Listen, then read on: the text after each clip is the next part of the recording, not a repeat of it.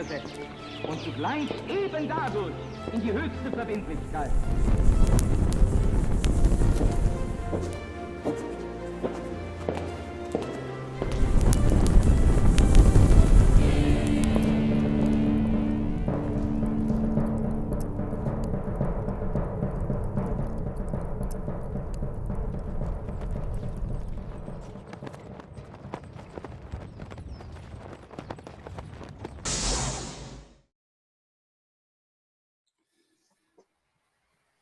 Muy bien, ahí estamos ya grabando y una reunión hoy particular, Pablo. Así es. La brújula, la última página, finalmente juntos. Esto entiendo, y corríjanme si me equivoco acá mis contertulios, fue prácticamente una solicitud de la gente que lo siga, Sebastián, que lo siga Diego y que nos sigue también a nosotros. Que siga la brújula. Así que bueno, contentísimos de por primera vez, ¿no? En la pantalla estar los cuatro. Así es. Diego, Sebastián, bueno, Pablo, que hace ya varios años que venimos remando juntos. Bueno, un gusto, ¿no? Y un placer compartir por primera vez una charla, un diálogo con gente para nosotros muy, muy apreciada, muy querida. Un honor, realmente un honor y aparte un proyecto, una idea largamente acariciada, ¿no? Porque habíamos hablado de esto con Diego, bueno, desde ya con Lucas y con Sebastián hace varios meses, ya en 2021, y bueno, finalmente pudimos concretarlo. ¿Cómo andan? ¿Todo bien? ¿Qué tal, Pablo? ¿Qué tal, Lucas? Sebastián, te saludo a la distancia. Hoy estamos cada uno en su cubículo. Comparto el último concepto de Pablo. Para mí, personalmente, lo voy a decir, es un honor, porque siempre cuento la misma historia, ya me deben conocer el relato. La última página nació gracias a la brújula. Digamos, la idea originaria y originante fue un mensaje de Sebastián en junio del 2017. Me mandó un mensaje, un SMS, en esa época Sebastián Porrini todavía no detentaba el uso de WhatsApp, y me dice, mirá estos muchachos, y cuando los vi por primera vez dije, esto es genial, y la idea de Sebastián Porrini fue, tenemos que hacer eso en YouTube, nosotros tenemos que hacer algo, y yo, pero estás loco. Bueno, fueron 6 meses de producción, de investigación de qué era esto de hacer YouTube, de filmar, de un canal, qué sé yo, pensar un nombre, pensar una introducción, un esquema, qué sé yo, bueno, y finalmente en febrero del 2018 grabamos el primer programa de la última página, que es un claro homenaje, por lo menos en la estética, en la ubicación. No tenemos una mesa redonda como la que ustedes tienen en su estudio, pero bueno, de a poquito, y tampoco tenemos las 3 cámaras que ustedes tienen, que son magníficas porque pueden cambiar de planos, pero sí hay que decir que para mí personalmente es un honor y es como conocer a alguien muy admirado y tener la posibilidad de estar de igual a igual, para mí me llena de mucha alegría, de mucha emoción y de mucho entusiasmo. Así que gracias Lucas, gracias Pablo por la generosa invitación no, digo, la generosa apertura que han tenido con nosotros para poder hacer este encuentro. Bueno, no, gracias, la verdad que las palabras creo que nos quedan grandes. Nosotros nos tiramos un poco a la pileta con un emprendimiento. Lo que dijimos fue, en su momento, televisemos nuestras charlas de café, y eso fue lo que hicimos con grandes amigos, como Juan Manuel Suárez Pinto, ¿no? que hizo el gran esfuerzo de montar un canal como TLV1, y después nosotros, bueno, logramos migrar ese proyecto, por lo menos el de la brújula, acá a Rosario, gracias a la gente de Conclusión, ¿no? Pero la verdad es que nosotros somos también medios así como de caraduras, nos pusimos un poco a incursionar en las redes sociales y en los medios con de alguna comunicación. Temeridad, sí, Claro, con alguna temeridad. Pero bueno, un poco de audacia, y la idea era, en definitiva, creo que la propuesta de ustedes es similar o es la misma. En definitiva, es plantear públicamente inquietudes, no solamente compartir algunas ideas con la gente que nos ve, sino plantear ante todo inquietudes, ¿no? Y bueno, en ese sentido, con el público creo que hemos logrado un buen eco, Evidentemente hay muchísima gente que comparte las mismas inquietudes y nos pasa lo mismo. Yo cuando vi por primera vez la última página, lo agarro así, Sí. ¿no? Gracias Lucas, cuando vi por primera vez la última página me admiró el programa, el nivel de erudición, el nivel de análisis, aparte la calidad del programa de ustedes, y le comenté a Lucas, digo, che, hay un programa que está buenísimo, así que bueno, veo que los buenos conceptos de nuestros respectivos programas son compartidos. Vos sabés de que ahora lo quiero escuchar a Sebastián, por supuesto, pero vos sabés que lo que me gustó cuando vi, que me llegó a mí, entre los comentarios y demás, mostraron, che, mirá estos tipos, me pone un comentario, y me meto y veo el programa, era un tema bien de literatura, brillante, pero era la estética, digo, esto tienen todo lo que a nosotros nos gusta, colores sepia, la pipa, el whisky, dijo, esto es una panacea, me tomaría 10.000 whisky con estos dos muchachos conversando de esos temas.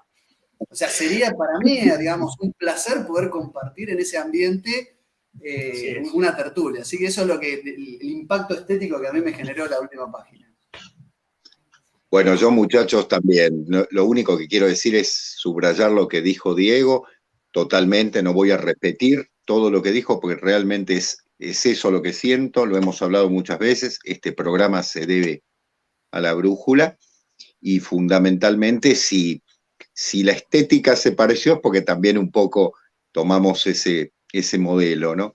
Si bien somos dos encorbatados, hoy estamos descamisados, ¿no? Pero somos encorbatados, nos sentimos muy cómodos en ese sentido. Y valga decir que lo que aprendimos, sobre todo del programa de ustedes, que nos lleva mucho tiempo, ¿no? Tiene un antecedente mucho mayor, desde el 2014 que está la brújula, fue el tratamiento, esa forma de tratar los temas en profundidad, en poco tiempo, sin hacer cortes de corrido, a pesar de que a veces uno puede tener una mínima laguna, pero bueno, eso era lo natural. Así que bueno, toda mi admiración, como dijo Diego, hacia ustedes y todo el enorme cariño, y esperemos.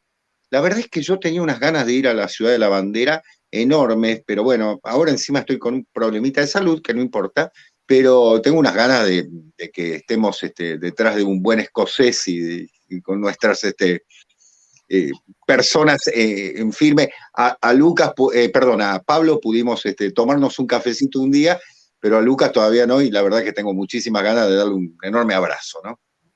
Porque, perdón por la canada que me salió, ¿no? Pero es así, ¿no? No, serán más que bienvenidos. Serán más que bienvenidos. Y los espero acá en casa con el escocés y cumplimos esa deuda pendiente que todos tenemos de intercambiar una charla, pero en vivo y en directo. En vivo y en directo, exactamente. Tete a tete. Muy bien. Bueno, cumplidos todos los debidos, hay que decirlo, debidos prolegómenos laudatorios entre las partes y tirarnos un poco de flores. Eso fue otra cosa, perdóname Lucas que te corte 2 minutos, pero algo que nos fascinó tanto a Sebastián como a mí fue el manejo del lenguaje. Encontrar en una red como YouTube el manejo de un castellano pulcro, correcto, adecuado, ya eso, junto con los mismos gustos, la misma estética, le da un plus. Así que bienvenida sea esa tenacidad carpetobetónica, como dijo el doctor Davoli. De dos expertos en literatura es un elogio particularmente importante. Por supuesto. Pablo Davoli, sabrá usted, doctor Davoli, que los epítetos que el profesor Porrini recibe en cada introducción se deben a los que usted ha arengado, con los que usted ha arengado a Lucas. Pero aparte vos sabés que nos entretenemos mucho, porque aparte hay dentro de las modestas posibilidades que uno tiene, y esto es gracias a los maestros que hemos tenido desde la escuela primaria y preprimaria, ¿por qué no? Pero hay un disfrute, ¿no? Bueno, esto de saber que está vinculado etimológicamente con sabor, la palabra, ambas palabras. Nosotros, amén de plantear inquietudes y compartirlas con el público, y que son inquietudes desde lo más profundo de nuestra alma, en los temas en los que abordamos y en los que nos involucramos y nos envolvemos, porque son temas que nos envuelven de algún modo, también hay una suerte de disfrute, ¿eh? Y esto nos pasa también con nuestra lengua. Insisto, dentro de las modestas posibilidades que tenemos, ¿no? Porque, bueno, los especialistas en realidad en la lengua y en la literatura castellana son ustedes, pero bueno, así que valoramos especialmente ese comentario. Bueno, perdón, Lucas. No, era necesario un poco introducir, y incluso también para la gente que nos está viendo, era un poco la idea, presentarnos y presentar también el porqué de este encuentro. Un poco la convocatoria era justamente esto que vos mencionás así como una nota al paso, una nota al margen, el tema del vocabulario. En el fondo, muchas veces me ha pasado a mí que al encontrarme con la literatura clásica, ¿no? Y encontrarme, digamos, desde el verso homérico, todo lo que tiene que ver con la fábula esópica o la fábula de Babrio, y encontrar toda esa riqueza, ¿no? Decir, y agarrar y decir, bueno, ¿por qué cuando hablan de una jarra aparece como cratera? Y tener que consultar al diccionario y desasnarme todo el tiempo, es que uno después empieza a decir, che, bueno, el idioma que nosotros tenemos es un verdadero regalo. Y es un regalo desaprovechado y tenemos que retransmitirlo como lo que ha sido, una verdadera joya. Entonces, de pronto, bueno, un poco el tema para conversar hoy con ustedes es este, ¿no?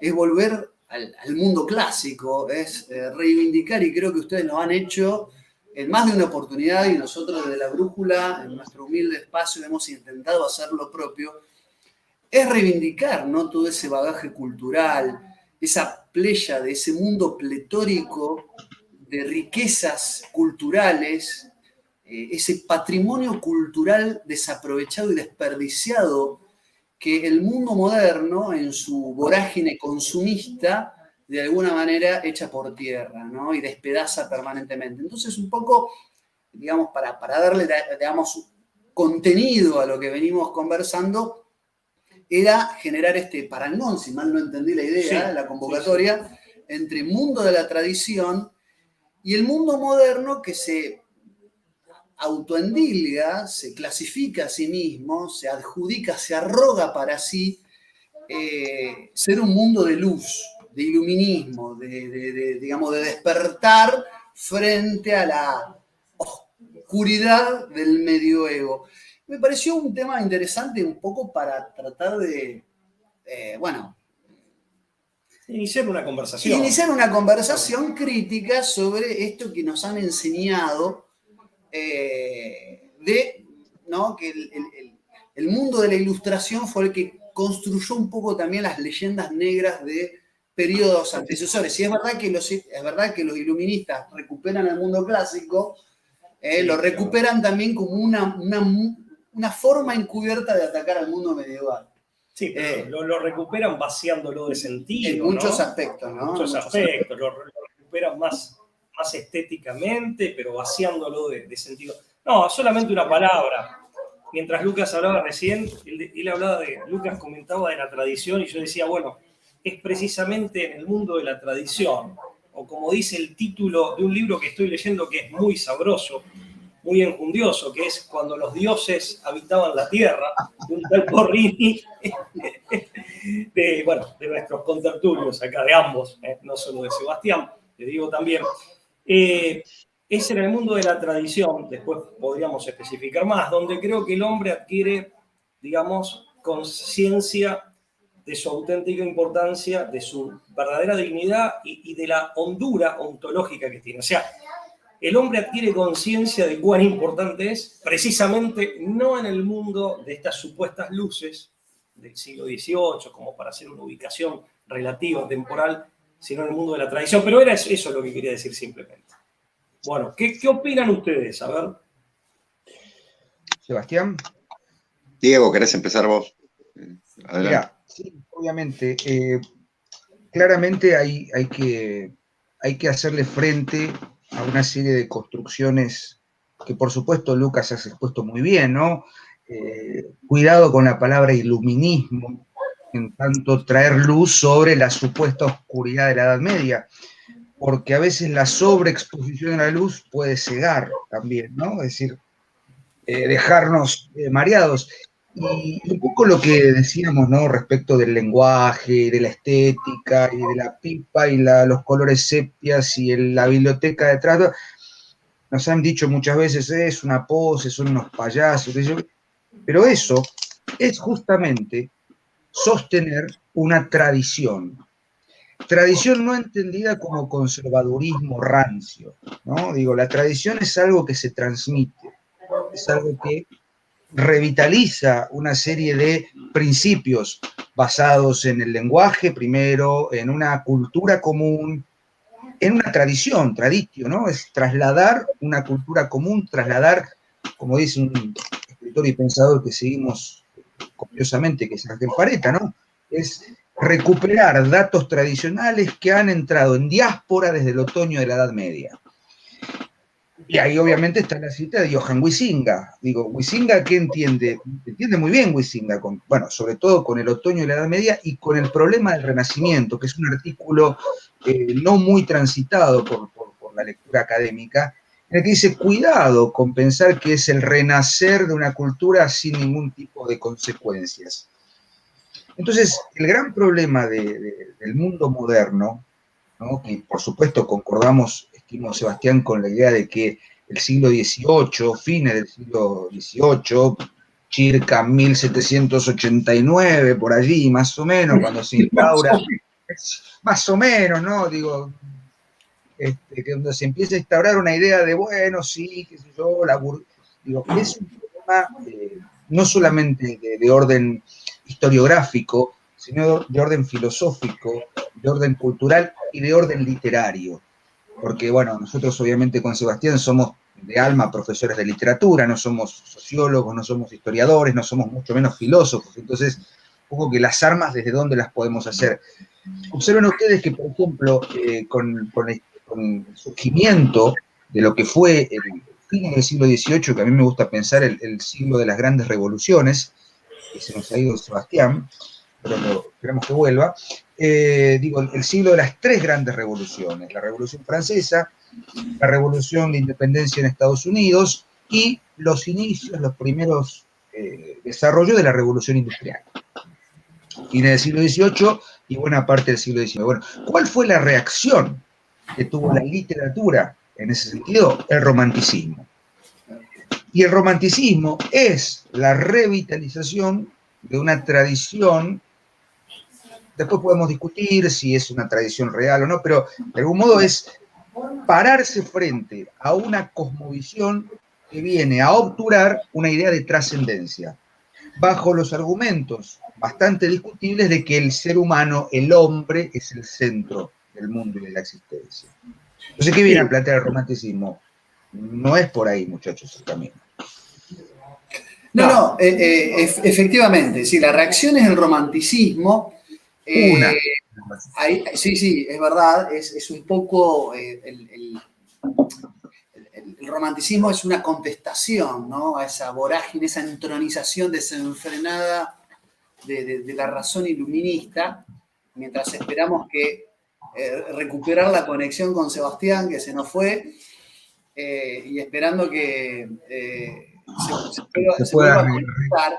Unir, sí. Yo les comentaba que quería hacer un pequeño interludio crítico a uno de los grandes constructores también de esa leyenda negra sobre la Edad Media, ¿no? Para que ahí me parece que lo tenemos. Está intentando reconectarse Sebastián. Yo de paso, respecto del romanticismo, es cierto que es en definitiva es una reacción. Se puede cuestionar cuán profunda, cuán por eso digo. Sí, lo dejaste sentado, yo asentía, ¿no? O sea, están los críticos del romanticismo, pero más allá de si son ajustadas o no esas críticas, que en algunos casos son muy serias, Yo el otro día escuchaba una en Intereconomía, en un viejo programa de Prada, lo escuchaba Diego, porque hacía una interesante crítica al romanticismo que yo en principio suscribía, pero sin perjuicio de esas críticas, es verdad que es un pararse enfrente. Es un pararse enfrente, digamos, a la razón de la Ilustración, ¿no? Que tantos daños ha hecho en tantas cosas, ¿no? En tantos aspectos de la vida. En el derecho también, ¿eh? O sea, yo como abogado eso, bueno, en todo caso es como para tratarlo por separado, ¿no? Meritaría todo un programa, pero en el derecho también. Esta idea de que el derecho tiene que ser reglamentarista, si bien tiene otras raíces también, por lo menos en el mundo anglosajón, en el puritanismo y en cierto tipo de exégesis de las Sagradas Escrituras, pero esto del derecho como protocolo, como reglamentación, el derecho como régimen mecánico de las conductas, viene de ahí también, ¿no? Viene de la razón iluminista. Ahí le estoy agregando nuevamente a Sebastián, que por un instante nos abandonó. Bienvenido de nuevo, Sebastián. Escucha, muchachos. Sí, perfectamente. Te escuchamos. Mil disculpas, se cortó, nos volví a intentar entrar, pero se ve que falla, qué sé yo. Me perdí lo que estaba diciendo Diego en ese momento, bueno. Bueno, mil disculpas. estábamos... Resumidamente...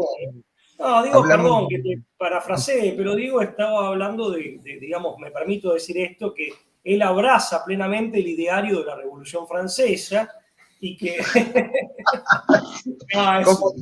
¿Cómo entender? Bueno, se nos va de nuevo. No, perdón, encima justo se fue sin permitirme aclarar que era un chiste. Aclarar que era que es hablar en nombre de otro que está presente. Una chanza. Bueno, las cuestiones de la comunicación son otro de los temas que el mundo moderno tecnificado no ha resuelto, ¿no? No somos la excepción. Bueno, y vamos a ver si lo recuperamos a Sebastián. Vos sabés que entre las tantas leyendas negras del mundo medieval,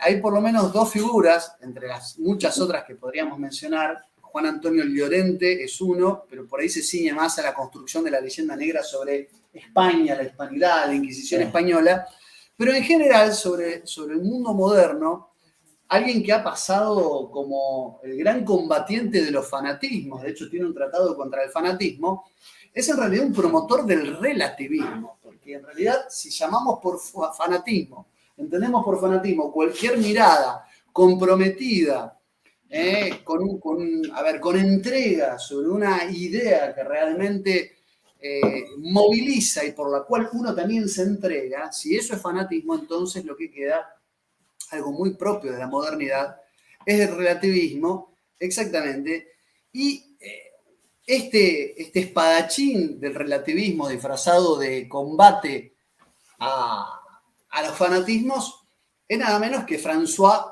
Maurice Euret, más conocido por todos como Voltaire, ¿no?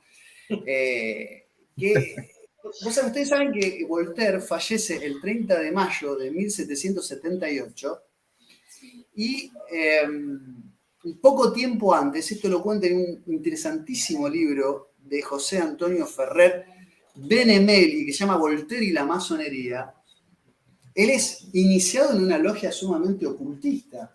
Es decir, es un gran oriente francés, muy vinculado con la Revolución Norteamericana de 1776, y se inicia en un ritual, según este libro muy documentado de Benimeli, de que es el Voltaire y la masonería, el día 7 de abril de 1778, es decir, poco tiempo antes, poco más de un mes antes de fallecer.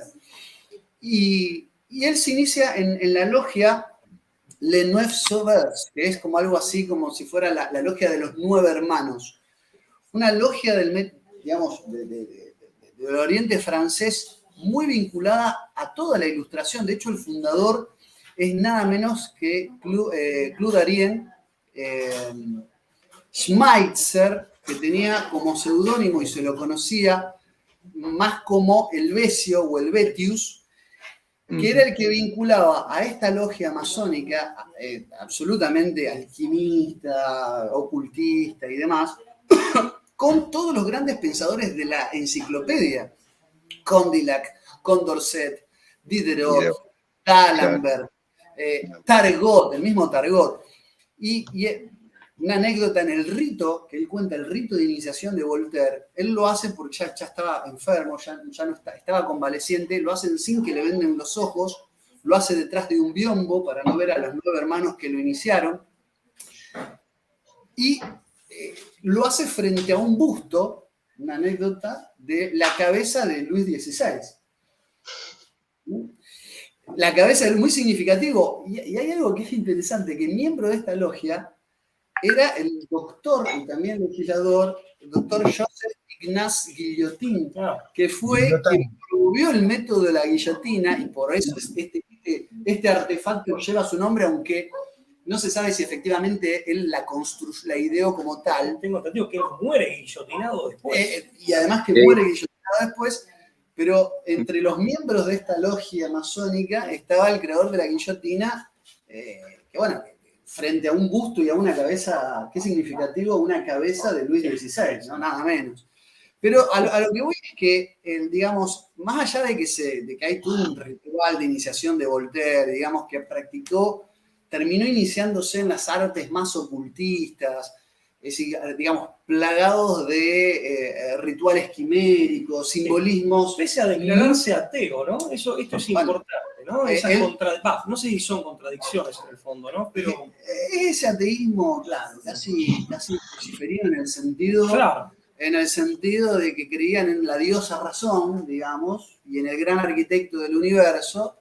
Pero lo significativo es que Voltaire termina como inclinándose a prácticas que podríamos decir vinculadas a la magia y a la alquimia, siendo un grande constructor de las grandes supersticiones medievales o un gran fabricante, supersticiones entre comillas, ¿no? Pero un gran fabricante de las leyendas negras en contra de una Edad Media que estuvo plagado, a diferencia de lo que no sé qué piensan ustedes, a diferencia de lo que se dice, una Edad Media que inventó el reloj mecánico, la imprenta, la pólvora, el molino de agua, el molino de viento, que inventó las gafas, que inventó el papel moneda. Una Edad Media que a nivel institucional un nuevo tipo de arado, perdón. Un nuevo tipo de tecnologías de arado. Una Edad Media que creó las universidades en el siglo XII, Bolonia, la Universidad de París, la Universidad de Oxford, la Universidad de Montpellier. Es decir, tribunales de justicia, bibliotecas públicas había en la Edad Media. Y hombres de la más alta ciencia, ¿no? Como Jean Baudrillard y el famoso Nicolas Auxerre, que eran tipos, ni hablar en materia teológica, pero en materia de física, la deuda que tiene un Newton, por ejemplo, es... Ni hablar de la escuela de traductores de Toledo. Parece haber con estos iluminados una suerte de contraste fuertísimo. No sé qué piensan ustedes, es un poco... tiro sobre la mesa este debate como para profundizarlo. ¿Se va? Yo creo que hay, perdón que se ha cortado tantas veces, pero yo creo que hay una relación muy clara, ¿no?, entre lo que pasa en la Edad Media, cuando termina la Edad Media, cuando se produce la destrucción de un conocimiento unitivo para nacer las ciencias y que de alguna manera ha sido el motivo del brindis de todos, ¿no? Decir, bueno, las ciencias se independizaron, se sacaron de encima el collar de la filosofía, se sacaron de encima el collar de la teología. Parece que con esto tenían abierto el camino para poder avanzar, y en realidad lo que se logró, me parece, es una parcelización del conocimiento, de forma tal que cada una tomó por un camino destructivo hacia la dispersión más que hacia la unidad. No olvidemos que cuando decimos universo estamos hablando de un solo camino, ¿no? En latín es eso, y universidad es lo mismo, es decir, tiende a la unidad, no a la dispersión. Creo que ese es el primer paso, ¿no? Destrucción del conocimiento unitivo. O sea, el conocimiento pasa a ser inmanente. y pierde su elemento trascendente, que era lo que decía Diego también de lo que pude escuchar en torno de Huizinga, ¿no? Segundo, me parece que el dato clave es la pérdida del simbolismo, ¿no? La Edad Media fue la etapa de la gloria simbólica. Creo que en ese sentido perdimos una dimensión de conocimiento. Siempre hablamos de 3 dimensiones del conocimiento en el programa. Decimos, está la dimensión consciente, la que queremos más dejar de lado y que el siglo XX le ha dado tanto lujo, que es la infraconsciente, inconsciente o como quieran llamarla, y la supraconsciente, que parece haber sido anulada. Esa dimensión es la dimensión metafísica, que está tan claramente expresada en toda la tradición occidental a partir de la herencia griega, de la herencia romana, de la herencia cristiana, de la judeocristiana, de la herencia germánica, que de alguna manera son las fuentes de unidad en la Edad Media, no lo olvidemos, unificó toda esa tradición, ¿no? Para convertir una única tradición occidental, y todo eso se dispersa. Ahora, respondiendo, o mejor dicho, aseverando lo que dice Lucas en torno de Messier o el señor Voltaire, por supuesto que no me extraña, porque el siglo XVIII, yo en algunos momentos con Diego lo hemos conversado, en el siglo XVIII está la paradoja del iluminismo, ¿no? Pensemos qué iluminismo, como ustedes muy bien decían, ¿no? Es decir, la Edad Media es la etapa oscura, el oscurantismo, no sé cuántas cosas, ¿no? Se comían a la gente cruda y demás, las cruzadas horrendas, ¿no? Negando que las cruzadas fueron un elemento de comunicación imponente en el mundo.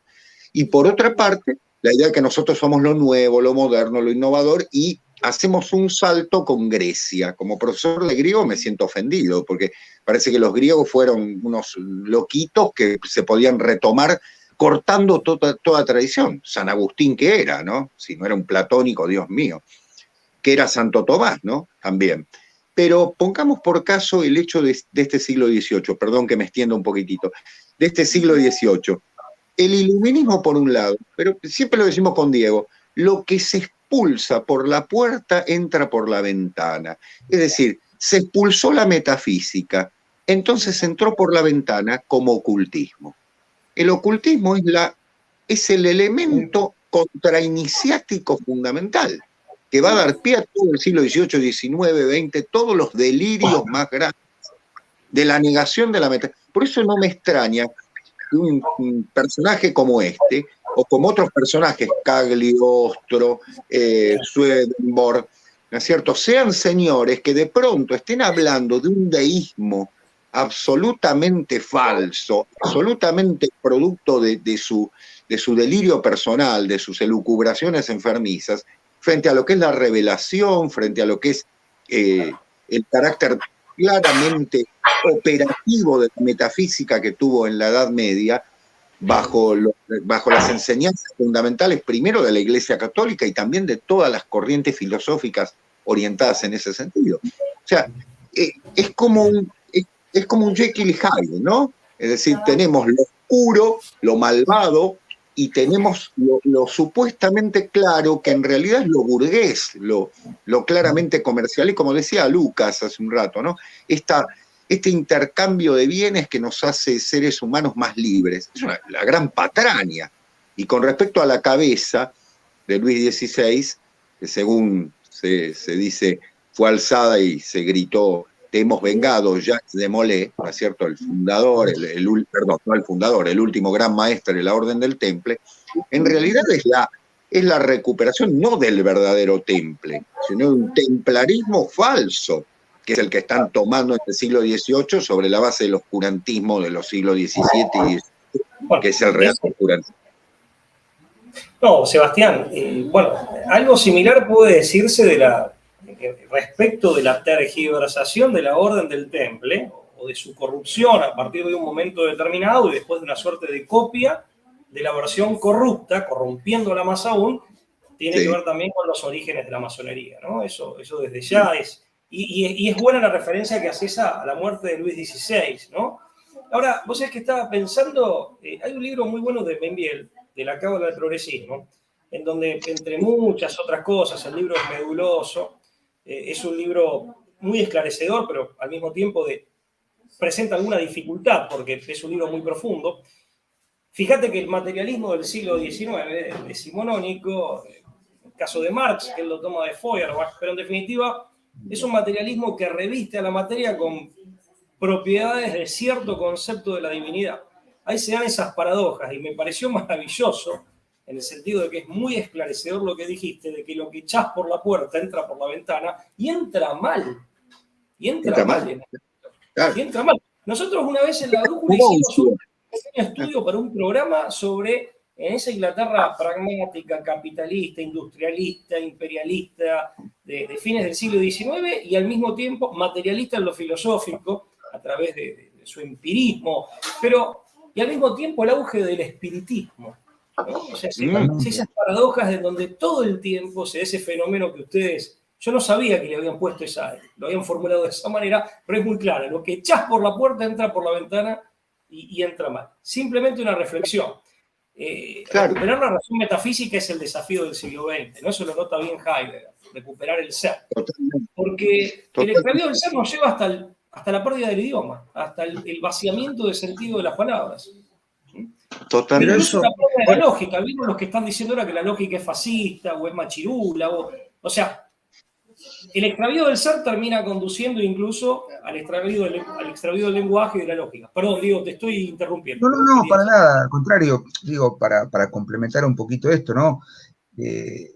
Concuerdo, por supuesto, con lo que dice Sebastián, lo que echamos por la puerta entra por la ventana, algo que nosotros llamamos falso esoterismo, Aleister Crowley, Madame Blavatsky, toda la caterva de grandes farabutes de la trascendencia. Pero es paradójico también pensar... Demoníaco.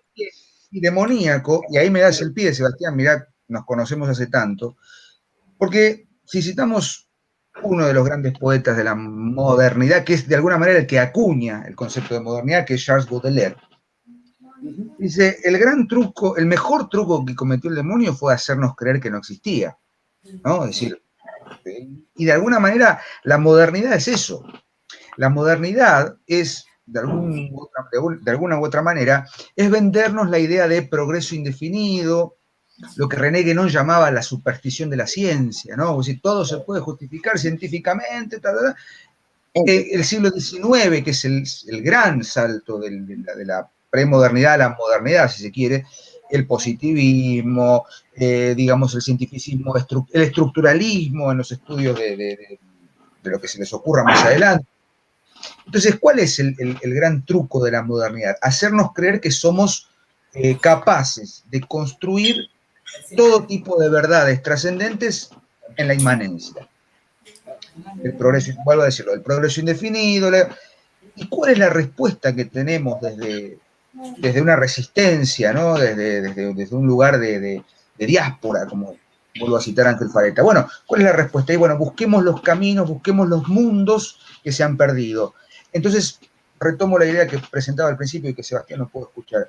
Digo, no es otra cosa el romanticismo que una idea de retomar ciertos parámetros, ciertos caminos, ciertos mundos otros que en la Edad Media eran moneda corriente. Digo, cuando empezamos a leer a los románticos, ya alemanes, ya ingleses, ¿no? Toda la operación que hace el supuesto poeta Macpherson en torno del poeta Ossian, que era un poeta gaélico, y que vuelve a un mundo en el que no había distinciones entre un mundo de lo trascendente mistérico y el mundo natural del ser humano, ¿no? ¿Y cuál era el punto límite? El bosque, ¿no? La otredad umbrosa del bosque. ¿Qué se encarga de hacer la modernidad? Pulverizar todo eso. El desierto. El desierto.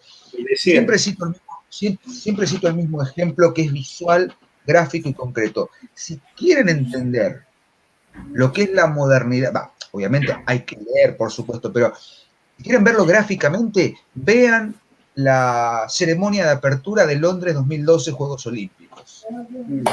Los 25 minutos de esa apertura, está todo allí.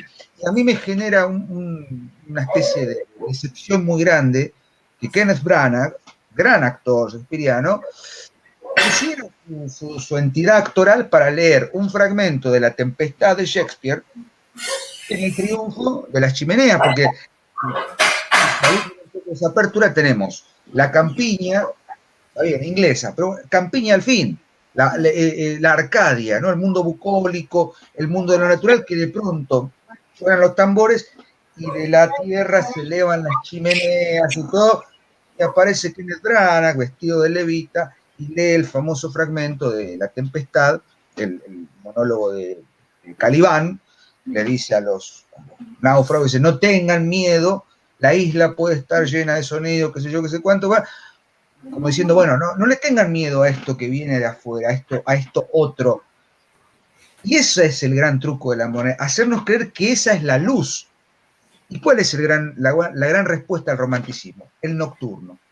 El nocturno en música, el nocturno en poema. Puede decir, cuidado, porque esta luz no es la luz que realmente ilumina, es la luz que, como decíamos al principio, me termina dejando en una sobreexposición lumínica y no puedo pensar, porque quedo como atontado por esa luz. No es la luz de la vela.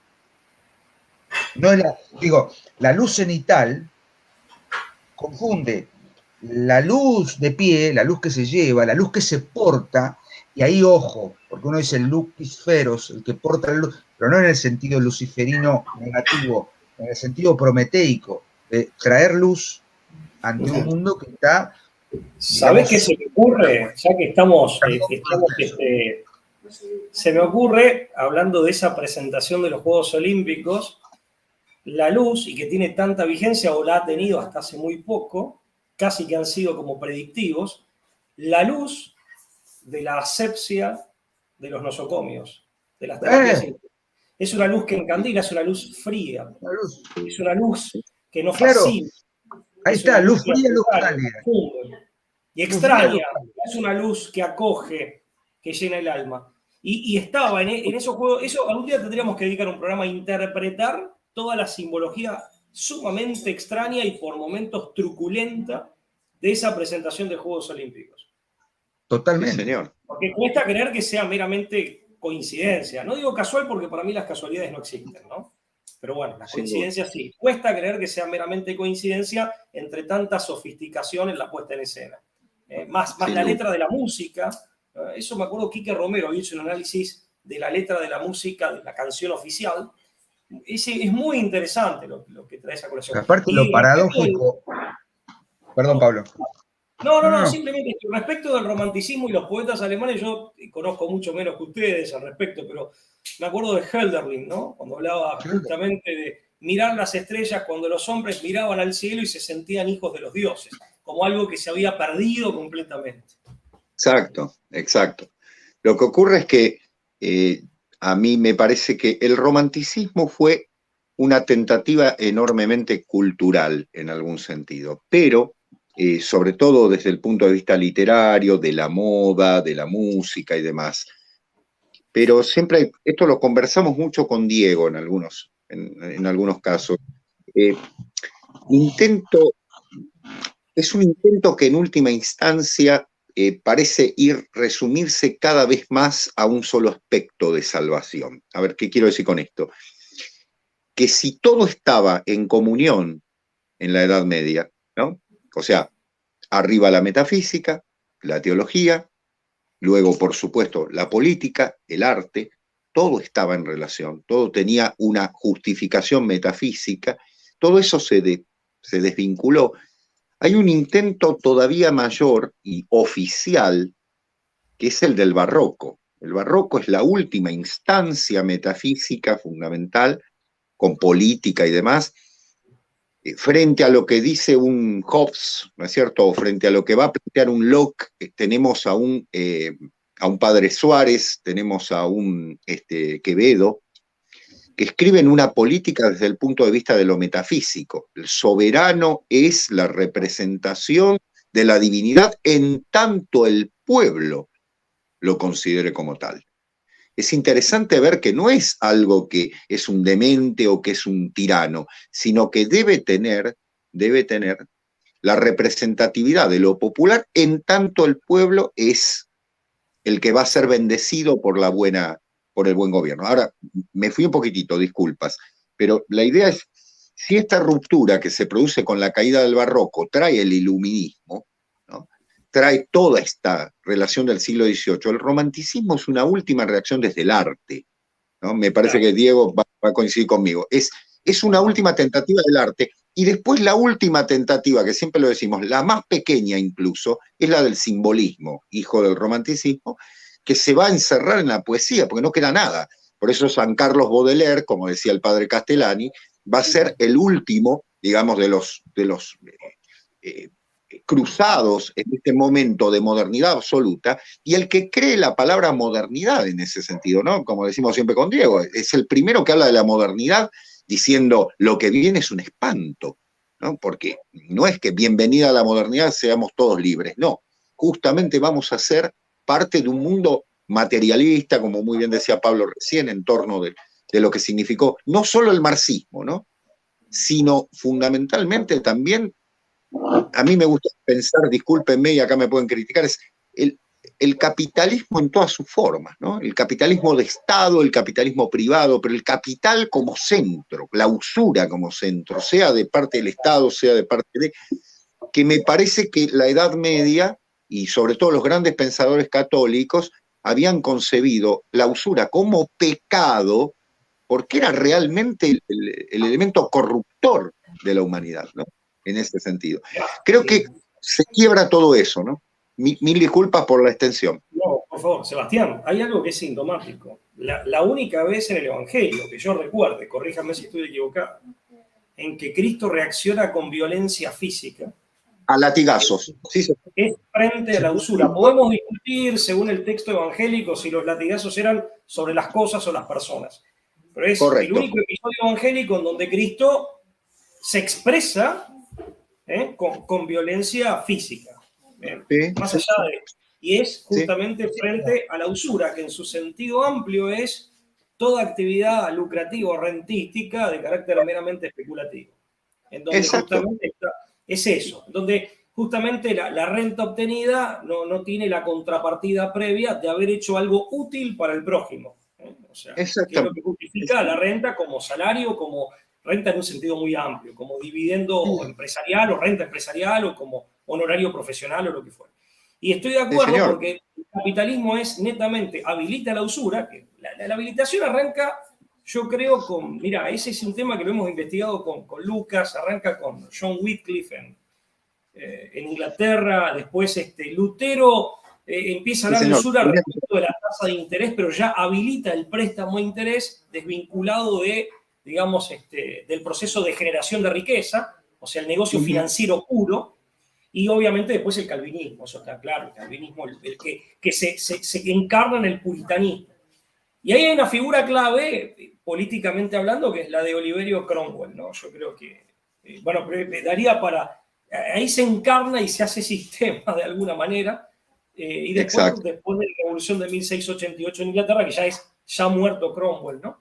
Pero para no extenderme en ese punto que es crucial, era simplemente para abonar tu tesis de que la cuestión de la usura es fundamental, hay toda una inmanentización de la vida, de la cual, por supuesto, que el capitalismo moderno es parte de ese problema.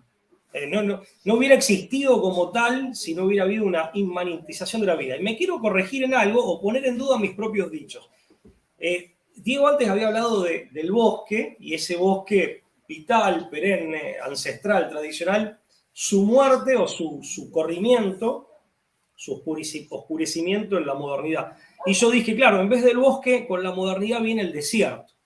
El desierto de las moles de cemento, el desierto de la asepsia hospitalaria, lo utilizamos también como metáfora en un punto determinado, hasta el modo no solo de vivir, sino de morir, que eso se vio bien, por eso lo traje a colación por la presentación de Londres 2012, en donde eso aparece curiosamente. Pero tal vez más que de desierto haya que hablar de abismo, que es lo que va a incluir muy bien Nietzsche, cuando habla de asomarse al abismo. O sea, tal vez la modernidad lo que generó ni siquiera es un desierto, por ahí lo desierto me quedé corto, por ahí lo que generó es el hueco del abismo, y fíjense que el existencialismo, por ejemplo, sartiano del siglo XX, en el lugar del ser absoluto que pone la nada. La Y el nada. hombre queda reducido al vómito entre dos nadas. Ujú. Eso ya ni siquiera es desierto, eso ya es Señor. abismo. Claro. Eso ya es abismo. Me das el pie, Pablo, para hacer la relación con el gran Dante. Cuando Dante, en la Divina Comedia, habla del infierno, que es un abismo, ¿no es cierto? Es un gran cono invertido, con una interpretación muy profunda de su parte desde el punto de vista de los pecados, no pone los 7 pecados capitales, porque los 7 pecados capitales son perdonables en algún sentido, si hay una purificación, si hay una y demás, sino que pone a ellos para aquellos que ya no tienen solución, pero además agrega otros, y está el 8º círculo. Sabemos que el 9º es la traición, palabra que tiene la misma raíz que tradición, ¿no? Pero son lo opuesto. En el 8º círculo pone la usura. Y él, en las 3 veces que hace referencia a Florencia, la nombra como la ciudad corrupta de la usura. Lo que están haciendo en Florencia son los Medici. Lo que está viniendo es el gobierno de los bancarios, del sistema bancario. ¿Qué eran los Medici? Eran tenderos, eran prestamistas. Obviamente que dejaron una obra maravillosa porque todavía existía un poder que podía controlar en algunos aspectos cierta visión trascendente, pero ya se daba un primer paso. Y eso lo dice Dante en 1320. O sea, ya está el germen del desastre, por eso vos citabas a Wycliffe, claro, el primero, junto con Baldo, el primero de los evangelistas, por llamarlo de una manera, en fin, reformados, o como ustedes quieran llamarlo, que vienen a citar este aspecto. Qué raro que estos señores siempre con el tema de la usura, ¿no? Siempre con el tema del crédito. O sea, ¿a quién iba dirigido el mensaje? Porque no me están hablando de la salvación por las obras, ni siquiera nada. Es simplemente el enriquecimiento. Siempre es el enriquecimiento, que viene justificado por Calvino, como vos bien decías, claramente. En las instituciones cristianas lo dice claramente. Es decir, hay más claro echemos agua, porque realmente es un modelo destructivo, que avalo lo que decís en ese sentido, es un abismo. Tiende al ser humano desconectado absolutamente y unido hacia una nada sartreana, en el peor sentido, sin necesidad de un ser enormemente trascendente, lo lleva decididamente a un camino de perdición, que es solamente el camino de lo utilitario, del utilitarismo, y que tanto se ha brindado en el siglo XIX y XX, ¿no? Vos sabés que los escuchaba hablar a todos, siguiendo este hilo conductor, y no podía evitar recordar a un pensador italiano, filósofo, para algunos tenido como teólogo, Augusto del Noce, que tiene una maravillosa tesis sobre Nicolás Malebranche, y además es uno de los que ha recuperado el pensamiento de Antonio Rosmini, ¿no? Para la filosofía, esa filosofía cristiana profunda de línea italiana, bien italiana, que decía de alguna manera que definía la modernidad como un eclipse de lo sacro, es decir, como un eclipse de lo sacro, es decir, lo sagrado es lo que se pone en jaque con lo moderno, no otra cosa, lo define por lo que la modernidad no es, evita la sacralidad de las cosas, sacraliza otras para evitar el orden sagrado en sí mismo. Y en esa línea me acordé también de la tesis de un pensador chileno, Pedro Morandé, que tiene una interesantísima tesis sobre el sacrificio, que lo que ha logrado el capitalismo a través, obviamente, de esa raíz de cunio protestante, es invertir la relación sacrificial que vinculaba al mundo de lo profano con el orden sagrado. Mientras que en el mundo tradicional el sacrificio era un acto colectivo, ellos lograron hacer del sacrificio un acto individual. Y mientras que el sacrificio en el orden tradicional era la destrucción, es decir, sacrificar un animal y rendir, digamos, hacer de eso un ofertorio, lo que ha logrado la modernidad es invertir esa relación y convertir al sacrificio en acumulación.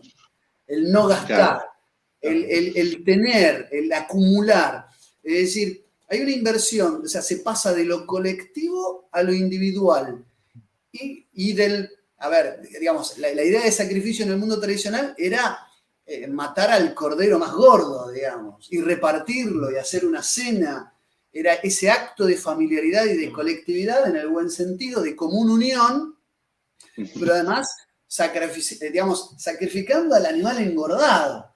Lo que logra la modernidad es que el goce del engorde sea y el no derroche sea el único sacrificio válido. Es impresionante cómo Morandé te explica desde un solo símbolo todo el mundo de moderno y el contraste que hace con el mundo de la tradición. Se los recomiendo, la tesis del sacrificio de Pedro Morandé. Es brillante, porque empecé a verlo en todos lados esa matriz.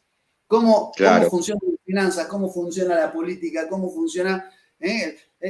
digamos, el sacrificio en el orden tradicional se convierte en mero derroche. Claro. Exacto. Es un tema interesante. Al punto sí, bueno, yo les comento una cosa. Vamos 55 minutos. Al estar los 4 se nos va a hacer cortísimo, pero no hay duda de eso. Ninguno es mudo acá de los presentes. Ninguno es mudo. Ninguno es tímido. Y además, digamos, yo al invitarlo a Pablo a compartir con ustedes una tertulia, además de una bebida espirituosa, también aproveché y lo invité a degustar una cena. Es decir, sacrifiqué al animal engordado. Entonces nos están esperando también para cenar. Hay una turba iracunda. Exactamente. Entonces yo les propongo hacer como una ronda más de definiciones y con esto redoblamos la apuesta para que sea la primera de tantas conversaciones que podemos hacer, incluso también más extendidas. Siguiendo el campo semántico de lo culinario, esto es una entradita, una pequeña entradita en pie para empezar para ver cómo funciona el cuarteto. Yo cierro con esto, cierro o abro. En función de lo que decías, Lucas, sobre Pedro Morandé, a quien voy a buscar, por supuesto, es tan nocivo el procedimiento de la modernidad y del progresismo que hoy en día incluso ya ni siquiera el sacrificio es considerado como un rendir desde lo profano, una sacralidad, sino que ya es considerado como un pecado, como un error. Y acá le doy el pie a Sebastián. Digo, ¿cuál es el gran truco cuál es la gran diva de la modernidad y del progresismo más omnímodo? El veganismo, el vegetarianismo, la lucha, los caucismos. Es decir, hoy estamos por el cuidado del carpincho patagónico, no va a ser cosa que se extinga, no mata.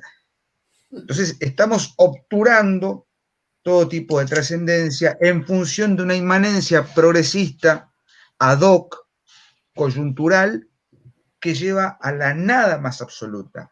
Porque detrás hay un negocio también. Lo digo brevemente a riesgo de que mis amigos y amigas veganas, vegetarianos, me retiren el saludo, no importa. Es más caro, y lo digo así, es más caro producir leche de coco que tener un tambo. ¿No? Entonces, ¿cuál es el gran truco? No, porque los derechos de los animales, siglos de tradición han enseñado que no es una cuestión, digamos, no sé cómo decirlo, no es una cuestión de crueldad, es una cuestión tradicional, es una cuestión sacrificial, sagrada.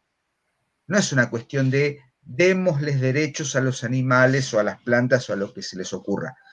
Entonces, también allí está la cuña, ya no solo de la modernidad, sino ya del progresismo más omnímodo y más absoluto. Y están de a poquito ganando y copando la parada. Y esa es mi apertura para una próxima charla. Yo lo que digo es, subrayando lo que decía Diego, recordar que el primero que habla de sacrificios, de la pérdida de los sacrificiales, es José de Maistre, ¿no? Tiene un artículo maravilloso del tema. Y el último que habla de los sacrificios y que es su tema en todos los libros, es Roberto Calasso. Es decir, han pasado 200 años y estos dos pensadores de una misma zona, porque si bien José de Maistre es de apellido francés y demás, no olvidemos que es de la zona italiana de Francia, ¿no? Que después va a pasar a ser francesa. Los dos hablan de esa pérdida, de la desacralización. Desacralización que es el símbolo de la modernidad. Ponemos el hombre al centro. Y si quieren, tiro para adelante. ¿Y la posmodernidad qué hace? Ya ha quitado al hombre para deshumanizar directamente. Mató al autor, mató al creador, ya está. Ahora entonces podemos dar derechos a cualquier cosa, porque ni siquiera somos seres humanos en sí, no tenemos ni trascendencia, ni pronto vamos a tener inmanencia. ¿O acaso qué es el aborto, la eutanasia, el control de natalidad y demás? ¿Qué es?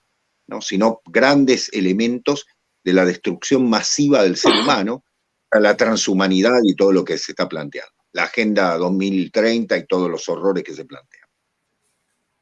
Eso es todo. Yo no, muy brevemente, ¿no? Pero no puedo sino abonar lo que han dicho los tres. En definitiva, si Nietzsche, digamos, anunció la muerte de Dios, una muerte que como tal no puede ser posible, eso desde ya, es simbólica en la subjetividad humana del hombre moderno y posmoderno. En definitiva, después viene Foucault anunciando la muerte del hombre, es la consecuencia lógica. Algo que también había dicho Chesterton a su manera, ¿no? Quitando lo sobrenatural no queda ni lo natural. En cuanto al sacrificio, justamente es como bien se insinuaba o quedó sugerido, es hacer sagrado mediante un esfuerzo, fundamentalmente sobre lo que tiene que ver con el mundo de la inmanencia, es hacer sagrado. Y el hombre también está destinado a sacrificarse en este sentido profundo de hacer sagrado para asumir plenamente su humanidad, que es en la trascendencia. Por eso uno se sacrifica en el trabajo dignificante, uno se sacrifica por el prójimo, uno se sacrifica por la patria, y en ese sacrificio lo que se hace es alcanzar la altura de lo sagrado, es decir, lejos de la destrucción de la propia humanidad, de su elevación. Creo que ese es el secreto, pero solamente se comprende para que haya, ya que estamos en tiempos pascuales, para que haya resurrección y vida eterna, tiene que haber primero muerte en cruz, que es lo que una vez dijo Diego cuando tomamos un café. Primero hay que pasar por la muerte. Y me quedaron, esas palabras retumban en mi mente y en mi corazón, Diego, porque nos permite dimensionar el desafío y la aventura de existir, a la que Dios nos ha traído. Así que bueno, cierro con esto.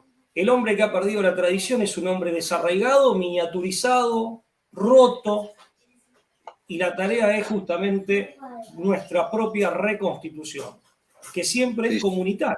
Es en familia, es en la patria, y finalmente a la postre es en la humanidad como conjunto o como familia de pueblos, ¿no? Así que amigos, esperemos que esta sea la primera de varias. Le dejo la palabra a Lucas, que es el dueño de casa. No, palabras de agradecimiento. Palabras de agradecimiento. A usted.